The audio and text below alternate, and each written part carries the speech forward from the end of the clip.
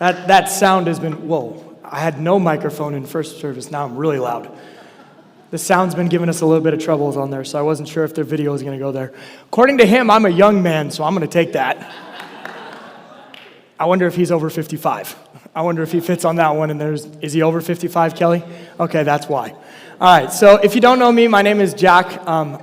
I have the pleasure of being here, serving on church council, and then being able to fill in some holes while PK and Robin are out on their sabbatical, being able to refresh and renew to be able to come back. I'm so excited to be here. I'm always here, but excited to be able to open up the Word and go through it. So we're going to be looking at 2 Kings chapter 4. You don't need to open it quite yet, because we're going to have a quick conversation about refrigerators. You ready? Yeah. All right, so if you've had kids before, or a husband, you've probably lived this experience before. They wander into the kitchen like they just crossed the Sahara Desert, and they're hungry. And they open the refrigerator, and they stare for like 3 seconds. And then they close it, and then for some reason we open it again, expecting food that we didn't see the first time to show up. And we close it, and then we loudly declare in frustration, "There's nothing to eat." And you're thinking, really? Because if you look at the refrigerator, we just went to the grocery store. There is food to eat in the refrigerator. So you start naming things from the other room. There's yogurt. There's apples. There's stuff to make a sandwich. There's milk. I don't want any of those. Finally, after you've listed 15 different options to them as they're staring at the refrigerator,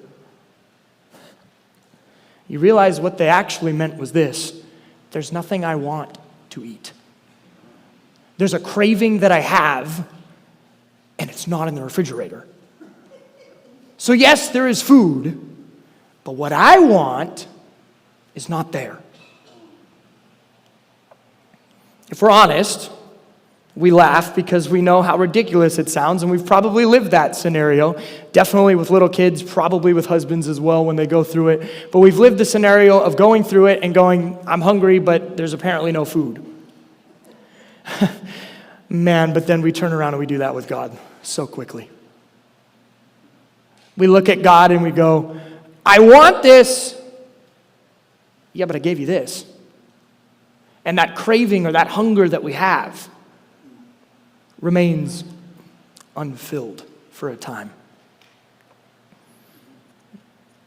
Sometimes we look at our lives and we say things like, God, I've got nothing. I don't have enough money. I don't have enough time. I don't have enough talent, enough opportunity, enough influence. I don't.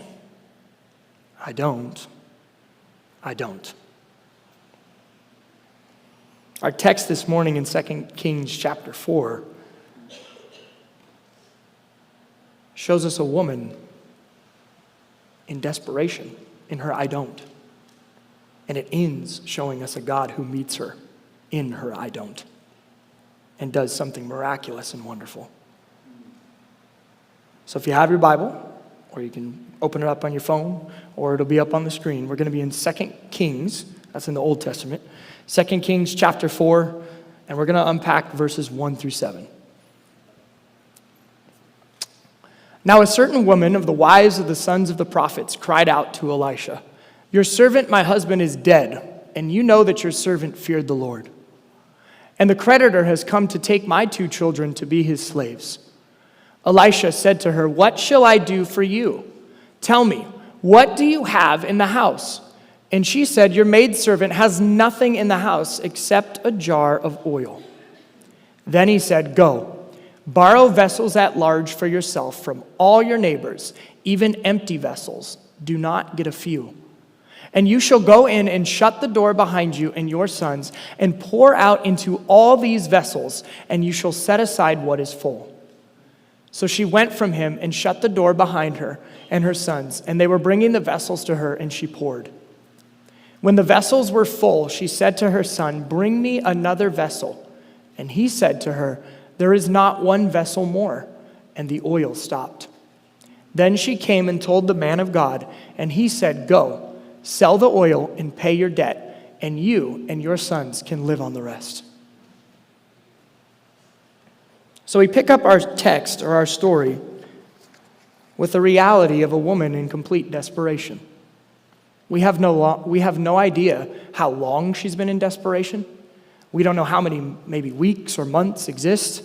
All we know is that she has nothing, and she's saddled and buried by the debt that was left for her. That's all we know about her. We don't know how long she's been walking through this. We don't know who she's told. All we see is a woman in complete desperation. We got to understand culturally at this time, women did not have the freedom to make money. It was a male-dominated culture. It was expected that the male was to make the money. Women didn't have opportunity to do this. And so she's a widow with 2 sons. That's what it tells us. But we can infer that the sons must have not been of age to actually go out and make money, because the only option she had was to sell her sons as a slave. So they can't fix this. A husband can't fix this.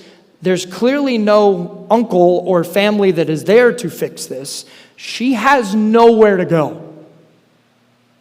No options. Yet, what she does first is she reaches out.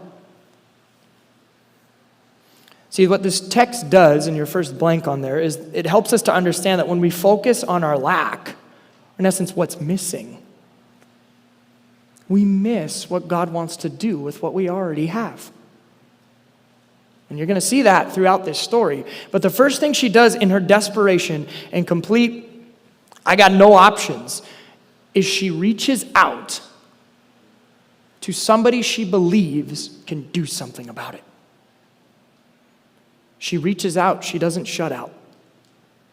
That's the first thing. If verse 1, it should be up on the screen, but verse 1 says this: "Now a certain woman of the wives of the sons of the prophets cried out to Elisha, 'Your servant, my husband, is dead, and you know that your servant feared the Lord, and the creditor has come to take my 2 children to be his slaves.'" So the first thing she does is, in her desperation, she goes to somebody who she believes can do something about it. Now, Old Testament religious culture is this. The belief was that the prophet was the voice of God, that the prophet was the mediator that would help you to get access to God. And so she's not avoiding God. She's not avoiding crying out to God. She's going to the one who she believes has God's ear. So she goes to the prophet and says this: "I have nothing." That's it. She goes to him and says, "I have nothing." But this is what she does have. She is benefiting from the righteousness of her husband. And we know this because it says this: "Your servant, my husband, is dead, and you know that your servant feared the Lord." So these are the things we do know about the story. The husband was a servant. The husband served with Elisha, obviously knew him, rubbed elbows with him, and walked in righteousness. So this is not a woman who's saddled with debt because of a prodigal husband that spent too much or wasted stuff or was unrighteous in the way they were conducting themselves. This is a woman who has debt and desperation, yet their husband was walking in righteousness and honor to the Lord. I'm just going to hit the pause button on the story right there and say that if the enemy tells you the reason that you have desperation or lack in your life is because you're somehow flawed or broken, that is a lie. Because what we see in the story is this: this man walked in righteousness. This man walked in honor and service to the Lord. Yet there was a reality of a debt. So she goes before this prophet, this great prophet. This is not a normal prophet. Elisha is probably one of the more powerful ones that exist. And she goes to him and she says to him, And she appeals based on her husband's service and her husband's character. She says, my husband feared the Lord. My husband served the Lord. My husband worked for the Lord. And you know it, Elisha. You know it. Husbands, that is a goal for you and I. That one day our wives would be able to say that is true of us. She has nowhere else to turn. So she goes to Elisha. Women couldn't make money. She had a debt she couldn't pay. She had little sons that were not old enough to go out and produce an income. And she's about to lose them too. In other words, we have a woman with no margins, no safety net, no life insurance, no 401k, nothing there to fall back on. Yet she reaches out in a belief that somebody might grab the hand and answer. So it says, now a certain woman of the wives of the sons of the prophets cries out, your servant, my husband, is dead, and you know that your servant feared the Lord, and the creditor has come to take my 2 children to be his slaves. The next verse reads this way. It says, Elisha said to her, what shall I do for you? Tell me, what do you have in the house? And she said, your maidservant has nothing in the house except a jar of oil.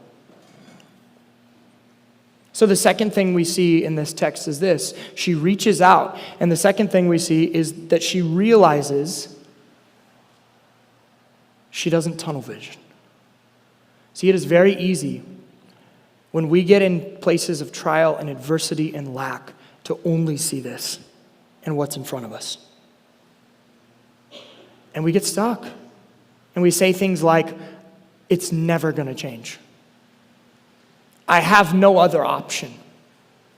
This is all I have to look forward to. We start using those words to basically place a mindset over us that nothing's going to change. That's where she starts. So she goes before this prophet, and the prophet looks at her and says, what do you need? What shall I do for you? See, Elisha is a man of action. May we too be men and women of action. When our friends, when our community, when our church comes to us and said, this is where I'm at. So he says, what shall I do for you? Tell me, what do you have in the house? And the first response she says is, I have nothing.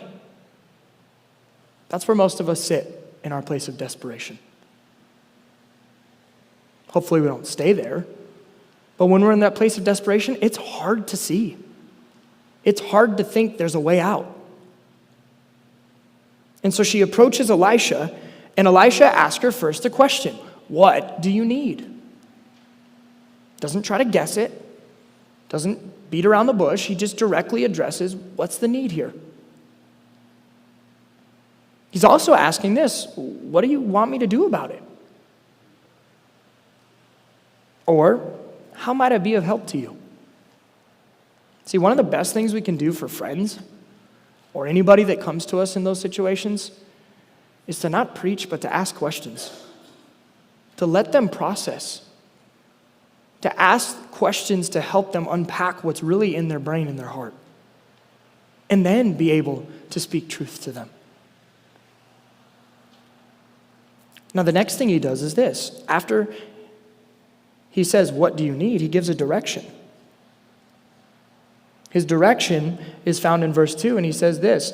She says, your maidservant has nothing in the house except for a jar of oil. Then he's going to get to this idea of, well, what do you do about it? What do you do when you look and you're like, I don't have another option.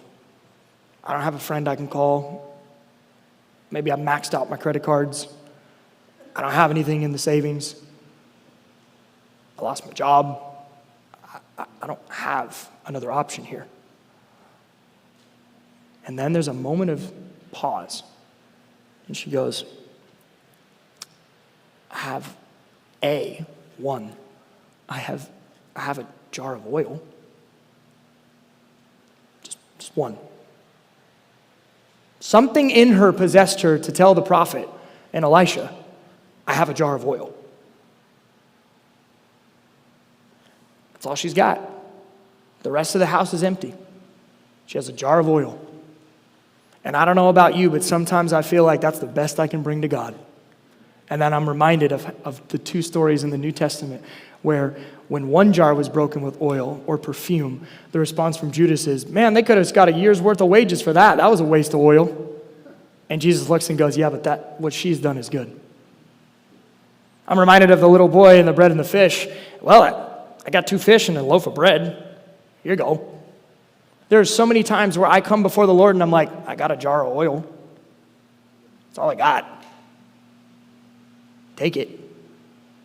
And so then, verse 3 reads this way. So she says she has a jar of oil. Then he looks at her and says this, go, borrow vessels at large for yourself from all your neighbors, even empty vessels, and do not get a few. So he hears the need, and then he gives a direction. He gives her an opportunity to start walking. And he says this, go. Don't stay here with me waiting for something to magically show up. Go. Go ask for help. And the third, what he says is this, in other words, go back to your house and look. There's something in there that is of use. There is something that ultimately God provided that he wants to use. Go back there and look. In other words, what do you already possess? What might we have missed because of our current situation and the reality of it?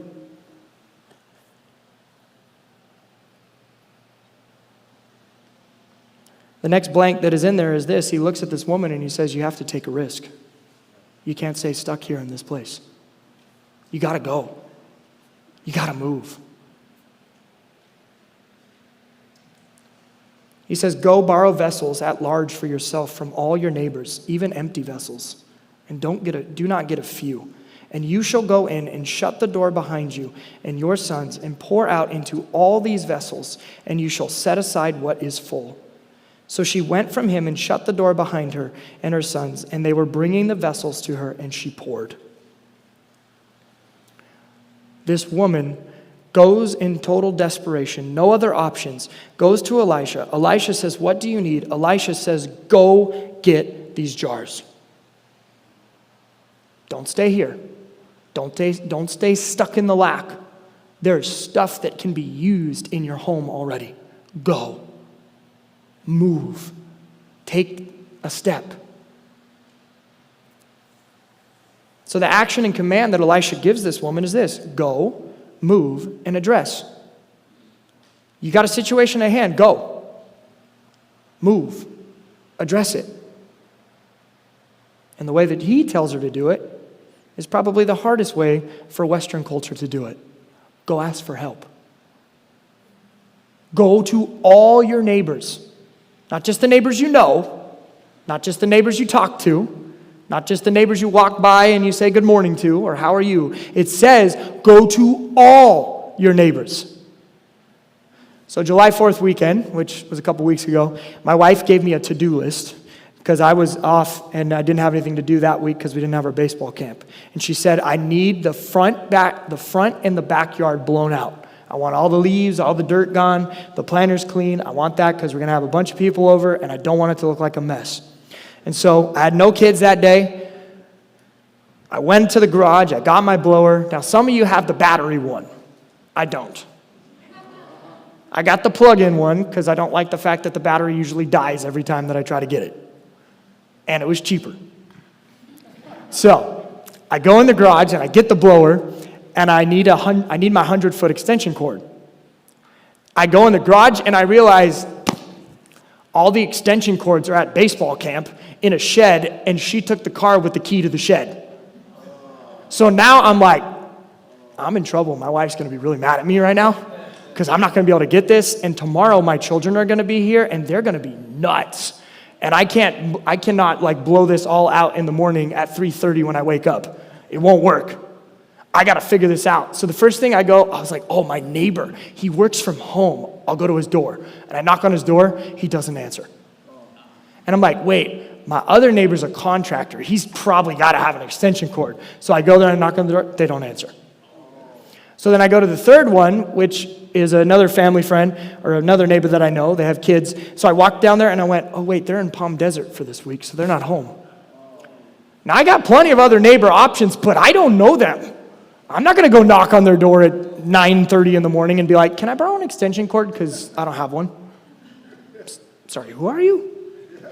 Like, I know there's people on your block that you have no idea if anybody lives there. Like, you've never seen them.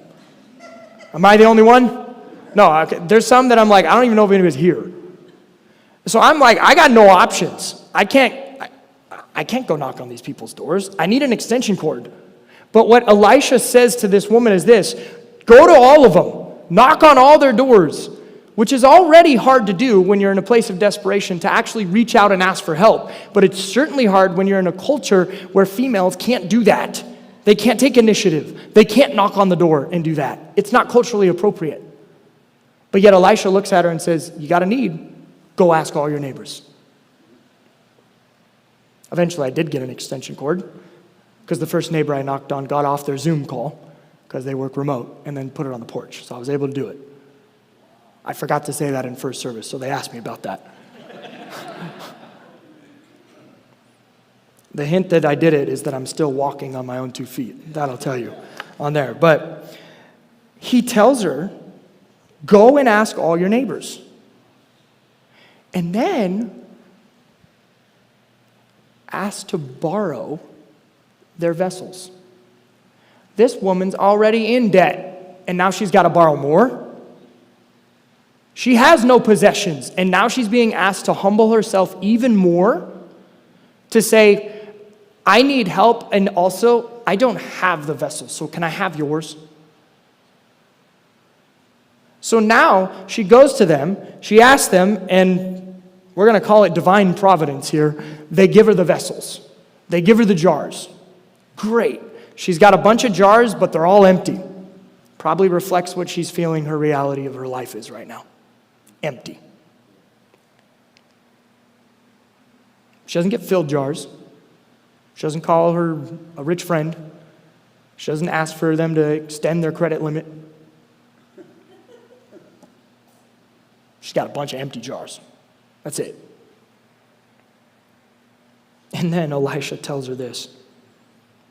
Once you get all these jars, go in your house, shut the door, close the curtains, and just you and your son start pouring from that one jar of oil that she has.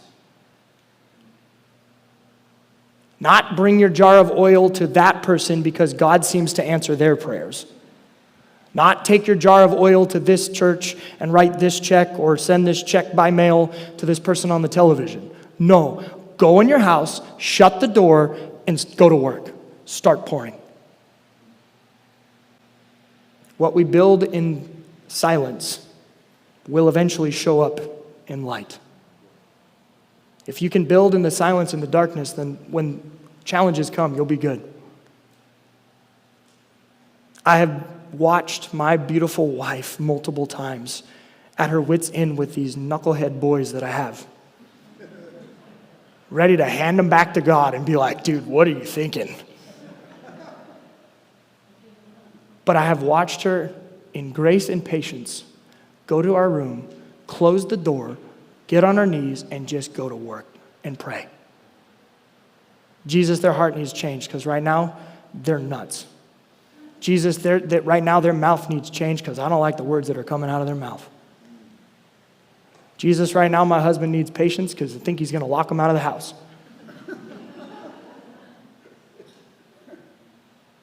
But those prayers get answered because of what she does behind the door. He tells her to go into the very home that probably reminds her of all of the grief that she's carrying because of the husband that she lost. Go into the home and stare at a bunch of empty jars or vessels in an empty house with nothing there. And take your one little tiny jar of oil and start pouring into all these empty jars that you got. I don't know about you, but I'm probably looking and going, this isn't going to work. But she goes and she starts pouring. When the vessels were full, this is verse 6, she said to her son, "Bring me another vessel." And he said to her, "There is not one vessel more." And the oil stopped. The next thing we see in this text is that she received what she asked for. But it wasn't about seeking more. It was about meeting the need that she had. And God, in his grace and goodness, gave more. She said to her sons, "Bring me more jars." But all the jars she had that were provided by God's hand were enough. She didn't need more jars. She had all the jars that God decided to give to her, and they were filled to the max. So her sons look at her and are like, "We filled it all. There isn't more." Job 29:6 talks about that God pours me out rivers of oil in my time of need. That's what we see here in the story.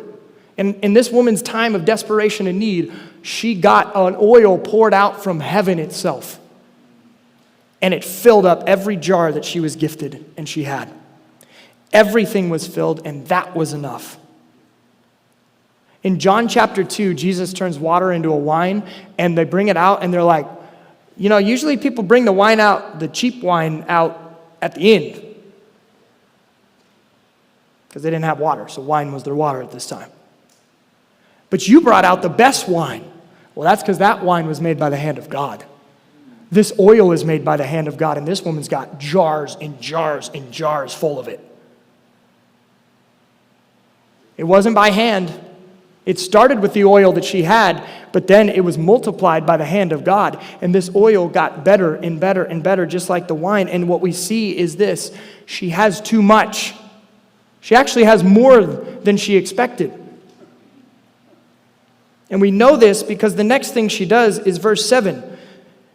She goes back to Elisha. She says, "Then she came and told the man of God, and he said, 'Go, sell the oil and pay your debt, and you and your sons can live on the rest.'" See, the last thing we see in looking at this verse by verse is this: there's a return. There's not a relapse. She doesn't get everything she has and be like, "Okay, I'm good. Hunker down and stay." She goes back to Elisha and says, "I have too much now. What do I do?" And Elisha gives her wisdom and gives her direction. And you could say this is one of the first female entrepreneurs that we have at this point, and basically says this: "Look, you got so much oil, go sell it.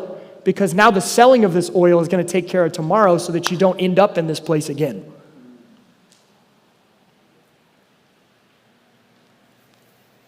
She was able to pay the debt, and she was able to have a surplus to live off.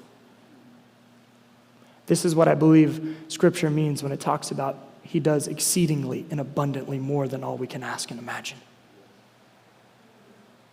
It's going to look different. It's going to take time. It's going to take work. But the little we bring, He multiplies. One commentary as I was reading said it this way: He did not give her some small matter for her present provision. It's talking about God. But instead, God set her up in the world to sell oil and put a stock into her hand to begin with. She now had a stream of revenue to take care of herself and her sons, until her sons were now able to take care of stuff.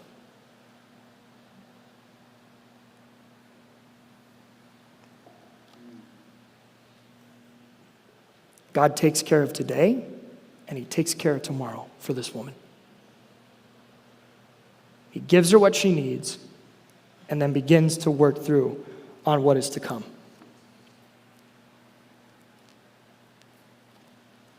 Your next blank, it's our first application point. So what do? Number one, we focus on what we have, not what is missing. 6 months ago, gas got really expensive. That happened to also be the time that I decided to buy a Ford Expedition. I needed more space for all my knuckleheads to sit in.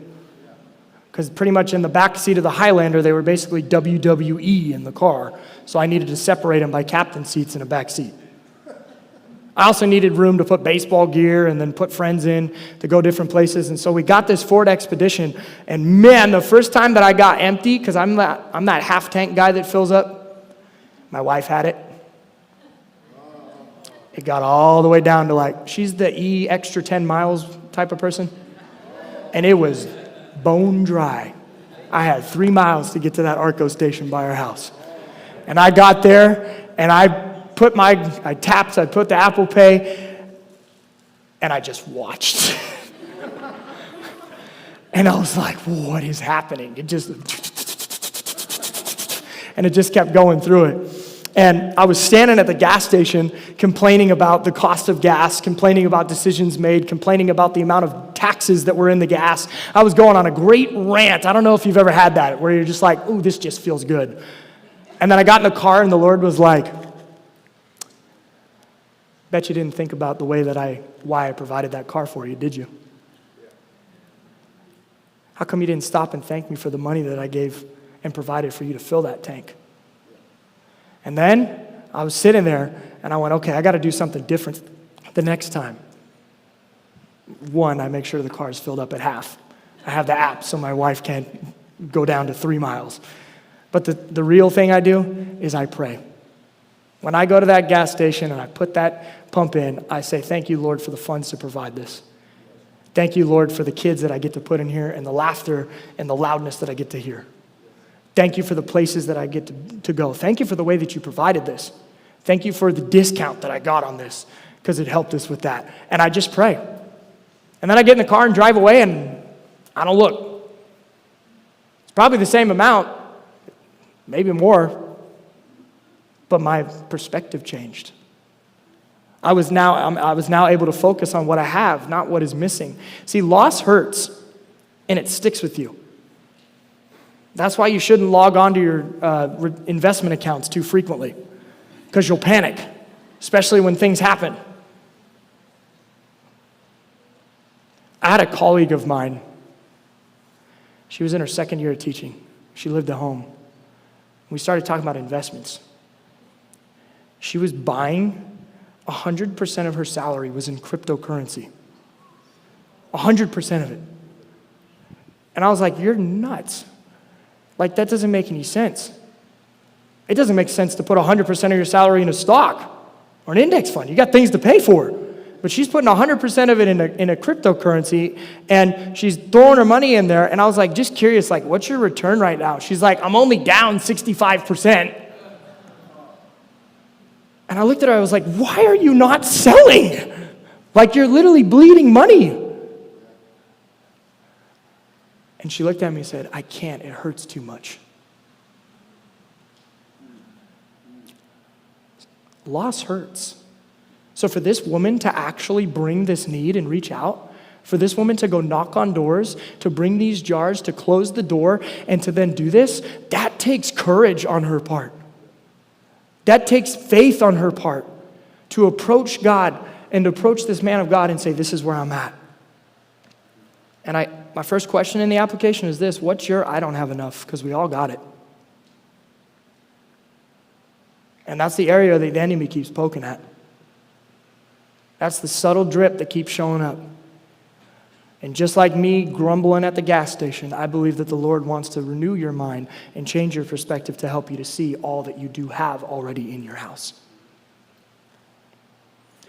I think the next application we can take from this woman is this: we got to trust God with what we have and believe for what is to come.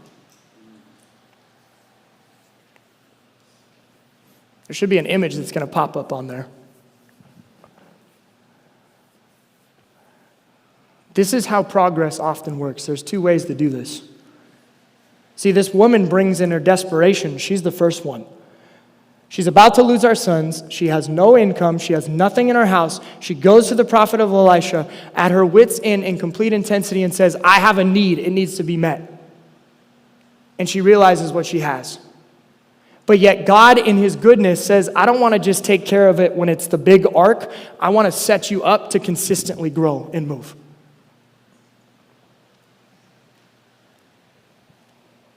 The miracle happened in this woman's life because she moved. She took the next step. She did the next right thing, and then the next right thing. The first thing she did was she reached out. Then she went to the man of God. Then she listened to the man of God. Then she did what the man of God told her. Then she knocked on the door. She kept moving forward consistently, not knowing what God was going to do. And that's how progress works. That's how growth works. Financially speaking, money doesn't fix money problems. Systems fix it. Health-wise, nutrition-wise, emotional-wise, mental-wise, the only way that we get the consistent movements is through habits and systems. And what God does for this woman is set up a system to continue building. And that's the oil she can keep selling and keep giving.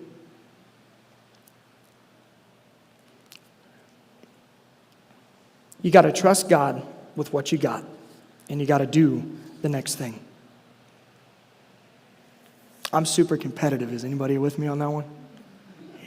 I grew up in playing sports, primarily baseball, and it was just when travel ball started, but this was like before you had to mortgage your house to pay for sports. And we were like 8 years old, and our coach had us running Signal Hill with like a tire behind us, and we were at the Western Section World Series. It's like 100 degrees in Palm Springs, and we are working these teams. We're beating them by like 20 runs. And in between the games, he's making us run foul poles to stay warm. I'm used to this phrase. He said it multiple times, and I still love him to death, and he has a huge influence on me. But he'd look at us and go, don't play for second. Second's the first loser. He was one of those ones. Now, funny thing is, I'm not like that at all as a dad and a coach. But that's just how I operate, so I'm competitive. And so for me, I can get in that intensity thing real quick. My wife calls it the tunnel vision, or she just calls me grouchy.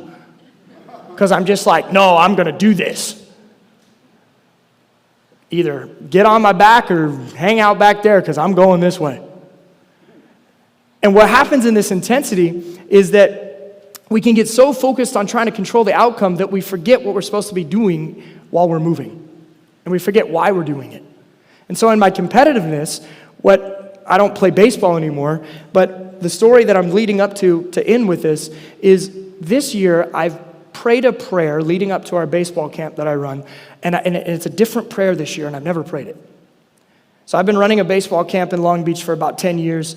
It's not like we employ like 22 to 25 guys. We have probably close to, when I put the winter camp and the summer camp together, we have about 16 to 1,700 kids a year. We have went 10 straight years with over 1,100 kids. So every year I pray, I'm like, I want 1,101. Give me 1,200 this year. And that's what I've been praying for that because I'm competitive. This year, the Lord, in his wisdom and patience for my stubbornness, looked at me and goes, why don't you pray that I give you exactly enough? In other words, God looked at me and goes, I know what you need. I know the exact dollar amount you need. I know what's in the binder. I know what you want to do. Just pray that. And so every morning I just walked and I said, God, give me enough. You know what I need. I didn't log on to compare numbers. I didn't look at any of those things. I just said, give me enough. Give me enough. See, it's not about more, it's about enough. God in his goodness gives us more. But this is just about enough in this story. See, the last blank on there is we got to steward what we have and what we gain. Because sometimes it's really hard to give off that bonus check because it usually has a name for what you want to do with it. But so I just prayed this prayer. So this morning was the first time that I actually really spent time and I logged onto the system. And I logged on and I was like, I wonder where I'm at compared to last year. In between services, there was 12 people that signed up. Now I'm 109 ahead of any number I've ever been at. But it ain't me, it's God. Because I finally stopped asking for more. And I was content with what he gave me. That's what Paul says when he says, I've learned the secret to everything is to be content in everything. So what he's saying is this: I'm going to take care of you. I'm going to take care of you, woman. I'm going to take care of your debt, and I'm going to set you up so this doesn't happen again. God takes care of her today and her tomorrow. She is faithful with little, and now she has been entrusted with much. She was faithful with a bunch of empty jars. She was faithful with her one tiny empty jar, and now she's been entrusted with a whole business of oil. She kept her hand to the plow. She wasn't looking at others. She went to the one who she believed would be able to do something about her situation. So now what? I believe that this week we are being presented an opportunity to do 3 things. The questions will be up on the screen, and I encourage you, take some time. Process it with a friend, a mentor, a spouse, God on a walk, journal it down, but take time to really unpack these, because I believe that the jars that are empty in your life can be filled by our God. Number 1, take inventory. Ask yourself this question: what do you have that can be of use in God's hands? Not what do we not have? What do we got right now that can be of use? And spend some time listening and unpacking it. Number 2, what's your next step? What do you need to do next to position yourself before God? Not the end result, just what's the next step? And then when you do that, ask God, what's the next step? And then when you do that, ask God, what's the next step? Because if you've ever been around somebody in a position of leadership or business, if they're godly and they're biblical, they ain't going to claim they know all the answers. There's those moments where they just took a step and then God was like, now go that way. Stay away from them. Go call them. Take the next step. And then number 3, ownership. What system needs to be set up to maximize what God is going to do? What habit? I would encourage you, if we have podcasts on there of recorded sermons and classes. Brad Risser has one that is great on having systems of a budget and honoring and stewarding what God gave. There's books that I love that I recommend and go through, but you got to have a system. I know Isaac's going to like this one. So you ready, Isaac? You don't sink to the level of you don't rise to the level of your dreams. You sink to the level of your habits. And what God is saying is this: I want to set up a system for you that helps you to maximize and grow, so that you can not just be blessed for yourself, but you can bless others. If you bow your heads with me, I'm going to go ahead and pray. Lord, I thank you for the opportunity to be with your church. Time and time again, they are a continued blessing in my life that helps to pour back oil in my sometimes tired soul. Lord, I pray that if there's anybody in this room that feels that emptiness, that weight, that reality, they can empathize a little too closely for their liking with the woman in desperation. Lord, I pray that their eyes would be fixed upon you, that their hands would be open before you, that they would posture and position themselves ready to receive and believing in the power of consistency and believing that what they already have is enough in the hands of you, who is going to provide not just for today but tomorrow. Lord, you are so, so good to us. You see every need. You know every hair on our head. Help us to trust you more. Help us to steward more. Help us to believe more. And help us to bring what is empty before you, knowing that you will fill it. And we can count on that every step of the way. It's in your name that I pray. Amen.